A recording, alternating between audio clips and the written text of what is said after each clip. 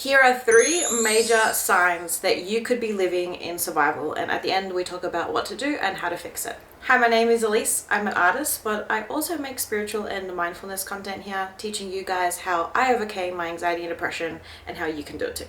Number 1, one of the signs that may show you that you are in survival is that you are constantly rushing. You're constantly feeling like you don't have time. Every task that you do is very fast-paced. You're cleaning and you're scrubbing the dishes, you're brushing your teeth like this really fast, you're vacuuming and you're vacuuming really fast, and you're moving from one task to another. So you're rushing doing that task, you're rushing doing that task, you feel like you don't have time, and you feel like you're in a constant race. What this does is continuously activate your sympathetic nervous system. Now, I do talk a little bit more in depth about the parasympathetic nervous system and the sympathetic nervous system and why they're important when you're trying to get out of survival. But you're signaling to your body that you are in danger by rushing and being quick, because that's what the sympathetic nervous system is there to do. So when you're moving around from task to task, when you feel like you don't have time, when you're rushing everything you're doing, and especially if you don't allow yourself to rest or you feel guilty for resting, you are constantly activating the survival mode within you. Number 2, another sign that you may be living in survival, and this might seem obvious, but you are always stressed and worried. I'm talking about your mind is always cluttered with anxieties, and it doesn't necessarily always have to be big things. It's usually the little things like, oh my god, did I drink? Oh my god, do I need to do that? Oh my god, I want to cancel on this person, I don't know what they're gonna say. Oh my god, what did that person say behind my back? Oh, what do you think that person's gonna... And you're just constantly worried about things like, oh, what I need to do tomorrow? Oh, I didn't get to do this. Oh, I need to do that by tomorrow. We've all been there, we've all done it, because a lot of us are living in survival. What this does is actually it affirms to your brain that you are living in survival, because when you're living in survival, you see and perceive everything as a threat. You feel like you are rushing. You do not feel like you have the time. You're not slow. You're not present. So when you're always stressed, when you're always worried, when you have anxiety, you are constantly affirming to your brain and to yourself that the external world is a threat. And this is going to keep activating that sympathetic nervous system to activate you living in survival. Number 3 of a sign that may show you that you are living in survival is that you do a lot of shallow breathing. What I mean by this is if you actually are conscious about your breath, and we just take a moment to breathe in, a lot of us will usually only breathe in from our chest and not actually breathe in to our belly. And this is because we are activated in survival mode, because when you're living in survival mode, again, you are activating that sympathetic nervous system, which means that there is no time for slow breathing. There is no time for deep breaths. You are rushed. You are in danger. You need to do the shallow breathing. And even though you may bring awareness to your breathing and then you can slow it down and take deeper breaths, your usual stance of breath, so when you're not concentrating, when you're cleaning, when you're working, whatever you're doing, your breath is very shallow. That's the problem, because again, you're showing your body that you are living in survival. And your body is being activated, living in survival by shallow breathing, because our breath is actually what can help us slow down. Another reason why this can actually be really detrimental to your health, mental and physical, is because we're actually lacking the amount of oxygen that we are taking in when we are shallow breathing. So when you're shallow breathing, like very from your chest, you're not actually breathing in a lot of oxygen. You're not allowing that oxygen to transmute into all your cells, right? Because that's what we do. We breathe in oxygen and that oxygen goes into our body. So when you're shallow breathing constantly, you're actually limiting the amount of oxygen you are bringing into your body, which means your body cannot perform optimally. Not for a long period of time. See, we are meant to have our survival mode. We're meant to have our sympathetic nervous system get triggered. However, we are only supposed to stay in these periods for short periods of time. Think of the fact that us as humans, we run away from a tiger. We see a threat. We see something like a fire.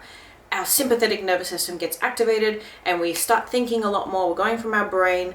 Our body is like slowing down. We're not metabolizing and things like that. We're thinking, okay, we need to get the cats out. We need to get the dogs out. Like whatever it is, like you're on active go mode. And that's actually a really good thing that our body does that. It's meant to do that. We need that. The only problem is when we stay in that survival mode for a long period of time, which unfortunately a lot of humans are. Because yes, we're not running away from lions, but we have so much other stress that adds up, builds up. We don't allow ourselves to feel it, to process it, to release it, and we are constantly living in that strait. We are constantly triggering and activating that sympathetic nervous system. Now, things you can do to help yourself get out of that sympathetic nervous system and start triggering your parasympathetic nervous system, which is our rest. This is what our body actually needs to be in majority of the time for us to be healthy, mentally and physically.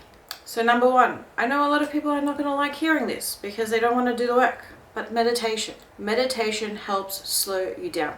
Now I have a guide on meditation on my website that you can download, it's free. And meditation looks different for everybody. So don't get scared and think, oh, I hate meditating, I can't do it, I've tried, I've failed, or the idea just doesn't seem appealing to me. Too bad, I'm going to exit this video and shut up, Elise, you don't know what you're talking about. Because meditation looks so different for everybody and you have to find something that works for you. But meditation is basically the act of slowing down and being present. That's it. You don't have to think of it as anything scary, like you need to sit cross-legged and try to think of nothing, okay? That is a version of meditation, yes, but it is not what meditation is about. The whole point of meditation is to slow down and be present. Now, why that helps? That might be obvious, because you're slowing down. You're literally activating that parasympathetic nervous system. You're teaching your body it is okay to slow down. It is safe to slow down. It also helps with the mind clutter. So if you're ridden in anxiety, if you're always stressed and worried, meditation helps because it helps you to bring awareness. It helps slow you down. It helps you bring awareness to these thoughts, where they came from, and if you want to be able to reprogram them, that's where meditation comes in, so that you can teach yourself to not be so anxious about certain things. And another thing you can do, probably very obvious after talking about this, but take deep breaths. One thing that I like to do, and I highly recommend you try, take 3 deep breaths before you do anything. Before you go to wash the dishes. Just stand there. Exhale loudly if you want, if you can, because those always feel the best. Right now, literally just taking a deep breath and exhale like and it always feels so good. So take 3 deep breaths before you do anything.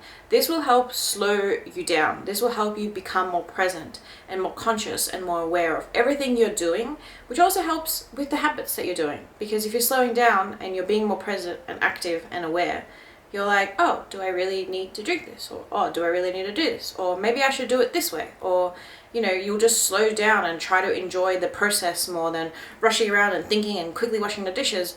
You might actually just be more present. This is really good to do if you're rushing around and constantly doing different tasks and trying to go from one task to another really quickly.